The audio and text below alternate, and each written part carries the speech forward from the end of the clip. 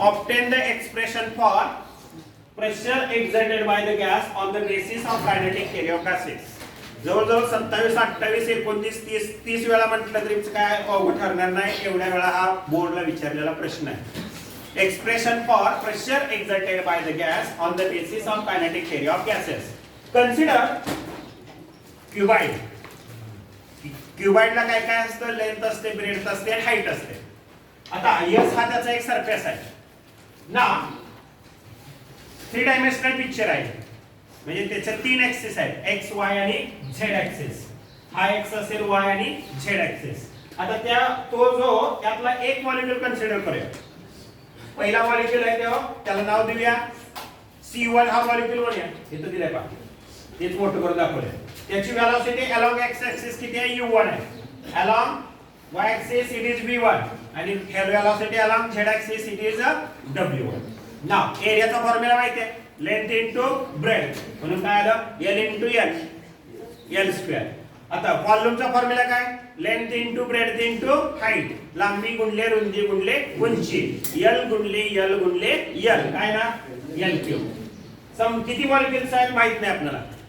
आपल्याला माहिती आहे एक अजम्पशन बघितलं आपण. पहिलेच अजम्पशन आहे, एका क्यूबिक सेंटीमीटर मध्ये मॉलिक्यूल संख्या किती असते? 2 × 10⁻19 मॉलिक्युल्स असतात. किती एक माहित नाही आपल्याला, मोजता पण येत नाही. हा किती आकार असतो त्यावर डिपेंड असतो. म्हणजे पहिला मॉलिक्यूल असेल व्हेलॉसिटी त्याची C1, C2, C3 up to Cn be the velocity of the molecule each gas molecule. नाव या पूर्ण गॅस मॉलिक्यूलचं वजन किती आहे? कॅपिटल M आहे. Capital M is called as total mass of the gas molecule.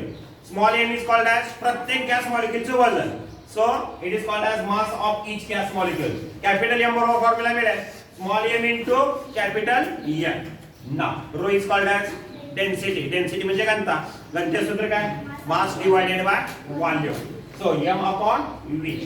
Now velocity of this molecule find out करायचे along x axis. पहिला मॉलिक्यूल कन्सिडर करतोय, त्याची velocity c1 आहे. त्याची x axis मधली velocity किती आहे? u1. y axis मधली velocity v1 आणि z axis मधली velocity w. ना c1 square is equal to u1 square plus v1 square plus w1 square. दुसरा मॉलिक्यूल घेतला तर काय होईल?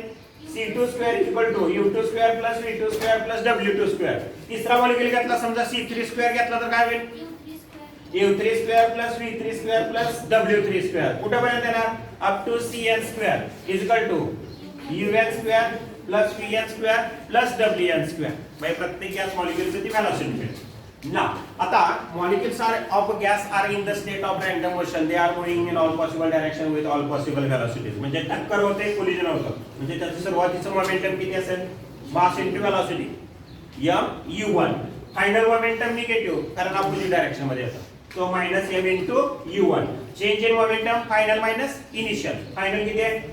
Minus m u1. Initial किती आहे? Minus m u1. So minus 2m u1. इथं फक्त मॅग्निट्यूड फॉर्म घेतलेला आहे म्हणून इथं निगेटिव्ह साइन आलेलं. आता time required for second collision. एका कोलिजन साठी अंतर किती ट्रॅव्हल होणार आहे? मॉलिक्यूल L एवढं अंतर होणार आहे. दुसऱ्यासाठी किती होणार आहे? L. म्हणजे टोटल टाइम किती? 2L. 2L upon speed. Then rate of change of momentum बरोबर फॉर्म्युला काय मिळेल? 2m u1 divided by 2l upon u. भागाकाराचा उलटून गुणाकार म्हणजे कुठे जाईल? वरती जाईल. म्हणजे m या 2 ला 2 कॅन्सल होईल. म्हणजे m u1 square upon l मिळेल. आता हा झाला पहिला मॉलिक्यूल. दुसरा असेल तर काय होईल? त्याचा ऍक्सिस मधला m u2 square upon l. तिसरा असेल तर m u3 square upon l up to m un square upon l. According to the Newton second law. काय न्यूटनचा second law? Rate of change of momentum is directly proportional to the impressed force and which are acted in the direction of that applied force. म्हणजे काय? Rate of change of momentum directly proportional to force आहे. काय आहे?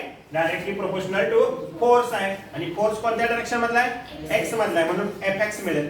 So rate of change of momentum बरोबर fx बरोबर प्रत्येकाचा component घ्या x मधला m u1 square upon l plus m u2 square upon l plus dot dot dot plus up to m un square upon l. आता common किती मिळते? m upon l common राहिले काय काय? u1 square plus u2 square plus u3 square plus dot dot dot up to un square. ना प्रेशरचा formula माहिती आहे फोर्स अपॉन एरिया. आता प्रेशर x मधला आहे म्हणून काय येणार? px बरोबर fx अपॉन a. आता प्रत्येकात कॉमन किती? m अपॉन l कॉमन आहे म्हणून m अपॉन a आहे तसं आणि l इथं आहे तसं ठेवलं म्हणून काय u1 square plus u2 square plus u3 square up to un square हा फॉर्म्युला आहे. आता परत सूत्र माहिती आहे a म्हणजे काय l स्क्वेअर परत l आहे l square into l cube बरोबर किती आहे v म्हणून येत आलं v. So m upon v into bracket u1 square plus u2 square plus u3 square up to un square. आता हे मिळालं फोर्स कोणत्या ऍक्सिस मधला x ऍक्सिस मधला अलॉंग y आणि z ऍक्सिस. हे प्रेशर मिळेल काय मिळतं इथं px इथं काय मिळतंय px म्हणजे फॉर्म्युला काय मिळाला px बरोबर m अपॉन v आहे तो. परत y मधला काय मिळेल त्याचा कंपोनेंट फक्त चेंज होईल. इथं काय आहे वेलोसिटी कंपोनेंट dy इथं काय आहे y मधला v आहे आणि z मधला काय आहे wy म्हणजे py बरोबर m upon v into bracket v1 square plus v2 square plus v3 square plus dot dot dot up to vn square आणि pz बरोबर m upon v into w1 square plus w2 square w3 square plus up to wn square. Now average pressure तिन्हीची बेरीज भागिले 3 px plus py plus pz divided by 3 म्हणून formula मिळेल m upon 3v तिन्ही मध्ये बघा common आहे m upon 3v. मग हे राहिलेले टर्म काय काय हे आहे तसं ठेवलं प्लस दुसरी टर्म आहे तशी ठेवली तिसरी टर्म काय हे आहे तशी ठेवली. आता हे सगळी अरेंज करून दिलेलं पहिले कंपोनेंट घेतला दुसरा कंपोनेंट घेतला आणि तिसरा घेतला किंवा n कंपोनेंट घेतला. आता परत हेच बरोबर तुम्हाला माहिती आहे काय आहे येत आहे का c1 स्क्वेअर c2 स्क्वेअर म्हणजे काय मिळेल c is equal to m upon 3p c1 square plus c2 square plus c3 square up to cn square. परत याची किंमत किती आहे परत n into c square bar आहे म्हणजे इथं आलं n into c square bar. परत याची व्हॅल्यू माहिती आहे तुम्हाला या small m into capital m किती आहे कॅपिटल m म्हणजे इथं आलं 1 upon 3 m upon v c square bar equation number 2 मिळेल. परत mass divided by volume formula माहिती आहे काय आहे रो डेन्सिटी म्हणून इथं आलं रो म्हणजे p is equal to 1 upon 3 rho c square bar equation number किती मिळेल 3 and this is expression for the pressure exerted by the gas on the basis of kinetic theory of gas.